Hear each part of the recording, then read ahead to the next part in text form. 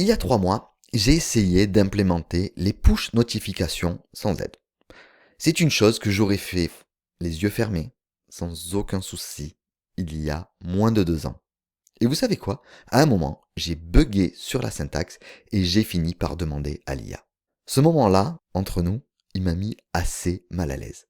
Pas parce que j'avais utilisé l'IA, pas parce que j'avais eu l'impression d'avoir triché, mais parce que je ne savais plus si je ne pouvais me passer de l'IA. Et ceci va amener à une question qu'on me pose relativement souvent et que beaucoup de gens se posent. Est-ce que l'IA nous rend bêtes et dépendants? Elle est souvent formulée comme une peur vague, comme un débat de génération. Il va y avoir d'un côté les vieux devs qui vont coder à l'ancienne et il va y avoir les nouveaux, les web codeurs. Et en fait, est-ce que l'IA rend bête? La réponse, c'est ni oui, ni non. C'est juste une question technique sur ce qui va se passer réellement dans ton cerveau quand tu vas externaliser une partie de ta réflexion à un outil. Et c'est une question qu'on doit se poser relativement tôt. Pas dans 5 ans, quand ces habitudes seront installées, mais maintenant. Parce que la réponse courte, est-ce que l'IA rend bête, ça dépend entièrement de comment tu vas l'utiliser. Et là, la plupart des devs, qu'ils soient débutants ou pas, l'utilisent d'une façon qui ne va pas forcément les aider à progresser. Je t'explique. Ce qui se passe naturellement, de façon neurologique dans ton cerveau. Ton cerveau va fonctionner comme un muscle. Il y a des connexions que tu vas utiliser souvent. Ces connexions vont se renforcer. C'est l'apprentissage. Et si tu ne les utilises pas, elles vont avoir tendance à s'atrophier. Et c'est pas juste une métaphore, hein, c'est de la neuroplasticité, c'est de la science. La capacité du cerveau à se reconfigurer selon ce qu'on lui demande. On pourrait prendre, dans cette habitude neurologique, le GPS. Pour ceux qui sont comme moi, qui ont plus de 40 ans, vous avez connu les cartes routières, vous avez connu quand on n'avait pas de GPS, et avant, la plupart des gens avaient une représentation mentale assez précise, à la fois de leur ville, des environs, mais aussi de plus loin quand on partait en vacances. On retenait les trajets, quelques repères, des alternatives. Mais depuis, on délègue ça à une application. Et donc, cette compétence s'est dégradée chez beaucoup de gens. Tout ce qui est orientation, tout ce qui est géographie a progressivement été dégradé et détérioré.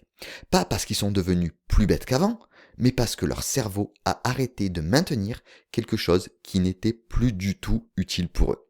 Et l'IA, pour un dev, ou même pour un non-dev qui utilise l'IA, c'est potentiellement le même mécanisme. Si on ne cherche plus à comprendre pourquoi le code fonctionne, parce que l'IA va nous donner directement la réponse, la compétence de raisonnement derrière va se dégrader. Pas immédiatement, mais progressivement, je vous rassure. Hein. Parce que ce qui se passe, le pattern concret, chez un dev débutant qui va apprendre à coder. De plus en plus de gens vont aller apprendre directement via l'IA et ne vont pas aller chercher des formations en ligne, ne vont pas aller regarder forcément comme vous là directement sur YouTube, mais ils vont aller directement demander à l'IA. Ils vont aller coder. Vous faites un site, une application, vous avez un bug, vous ne le comprenez pas. Réflexe numéro 1, qu'est-ce qu'on fait? De plus en plus, on va copier-coller le code au sein d'un chatbot ou autre. Et on va demander à l'IA ce qui ne va pas, où est l'erreur. L'IA va nous répondre. On va appliquer la réponse, ça marche. On passe à la suite, on continue. Qu'est-ce qui s'est passé dans cet échange concrètement? Vous avez eu un bug. Vous avez demandé. Le bug a été résolu. Mais est-ce qu'on a pris le temps de comprendre le problème, de voir pourquoi ça ne marchait pas, ce qui ne marchait pas et à quel moment on pouvait le corriger pour ne plus retrouver cette erreur? On n'a pas forcément fait, hein. Et c'est ça la distinction. Le truc insidieux, c'est que ça va ressembler à de l'apprentissage. On va lire entre les lignes, on va lire en diagonale. Pourquoi ça n'a pas fonctionné?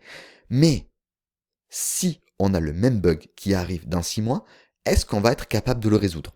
Honnêtement, je pense pas. On fera donc la même chose. Copier-coller, appliquer. Parce que le raisonnement d'apprentissage et de correction n'a jamais été construit. Il y a par contre des devs seniors qui vont utiliser l'IA et qui savent exactement pourquoi ce bug existe. Ils vont utiliser l'IA pour gagner du temps sur la correction et pour ne pas avoir à refaire plusieurs lignes de code. Mais ça, c'est fondamentalement différent et c'est tout à fait autre chose. Le problème aussi, c'est qu'on a une dépendance à la génération de code. Avec les nouveaux outils que l'on utilise, que ce soit Cursor, Copilot, Claude Code, ces outils, ils vont faire quoi? Ils vont nous générer du code fonctionnel. Très vite. Quelques secondes, quelques minutes. Le problème pour un débutant, c'est que si on n'a jamais écrit ce type de code nous-mêmes, on n'a pas les moyens d'évaluer ce que l'IA génère. On ne voit pas quand c'est suringénéré, quand on en fait trop. On ne voit pas quand c'est fragile. On ne voit pas si la clean architecture n'est pas intégrée. On ne voit pas quand ça va poser un problème dans 3 semaines au niveau de la scalabilité.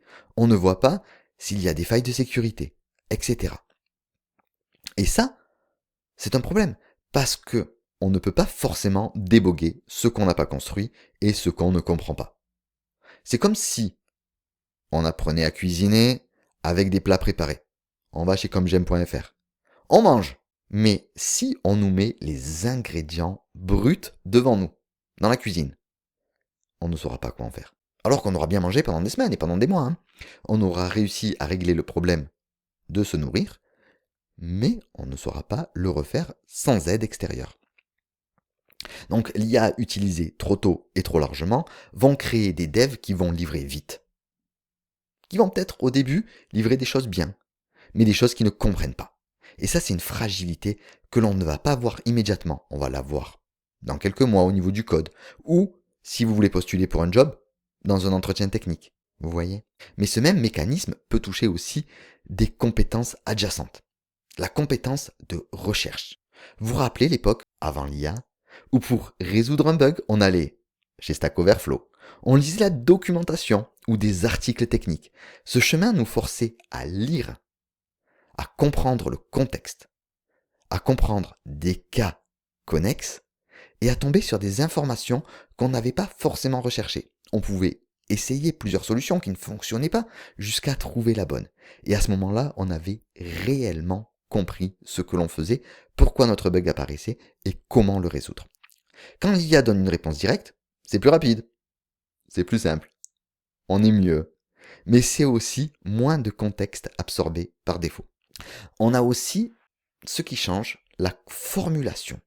Avant, on écrivait un ticket, par exemple sur Jira. On expliquait un contexte à un collègue. On documentait une décision. Ces exercices nous obligeaient à vraiment structurer notre pensée. Si l'IA va rédiger les tickets à notre place, sans que nous-mêmes nous ayons clarifié l'idée, alors on va perdre un effort de structuration. Et cette mémoire de travail, retenir des patterns, des syntaxes, des architectures que l'on a vues ailleurs, c'est ce qui permet de penser vite sur un nouveau problème, de ne pas atrophier notre cerveau. Si on ne stocke plus rien parce que l'IA va le faire à notre place, ton stock de références ne va pas grossir. On ne va pas avoir notre bibliothèque cérébrale qui va augmenter. Et ça peut être un souci. Mais est-ce que l'IA rend bête? Et dire que ça dépend, c'est insuffisant. Parce que le bon usage, qui va préserver ta progression, va demander une discipline active. Il faut décider consciemment de comprendre avant de copier. Vous voulez copier une réponse? Oui, mais demandez à l'IA pourquoi il y a eu un bug, demandez-lui de l'expliquer et de pouvoir comprendre. Il va pas falloir céder à la tentation de la solution immédiate. Il va falloir utiliser l'IA pour vérifier ton raisonnement plutôt que pour le remplacer. Cette discipline, honnêtement, elle n'est pas naturelle. C'est parce que l'outil, il est fait pour être rapide, pratique. La résistance au moindre effort, elle, est humaine. La vraie question, c'est pas est-ce que l'IA rend bête, mais est-ce que tu vas utiliser l'IA qui te rend moins autonome qu'avant? Et c'est ça vraiment la vraie question. Et ça, il n'y a que toi qui peux répondre. Pas en théorie, mais en regardant ce qui se passe si jamais tu te décides à éteindre l'IA et à coder sans elle. Donc là, j'ai un petit défi à te proposer. Si tu vas créer une partie de site, une partie d'application, tout ce que tu veux dans le dev, fais des requêtes SQL, essaye de créer un back-end, peu importe. Ce que tu veux, ce dont tu as envie, et essaye de le faire sans IA. Essaye de le faire sans aide extérieure et vois si tu as vraiment perdu des capacités de code ou pas. Parce que, en push notification dont je vous ai parlé au début, j'aurais pu l'écrire. Honnêtement, il m'aurait fallu peut-être une demi-heure de plus. Retourner dans la documentation, lire un petit peu plus, faire un petit effort. Mais cette demi-heure, je ne l'ai pas prise. Par manque de temps, par autre chose, je sais pas. Par facilité sûrement. Mais si je les avais prises, ça n'aurait jamais été du temps perdu.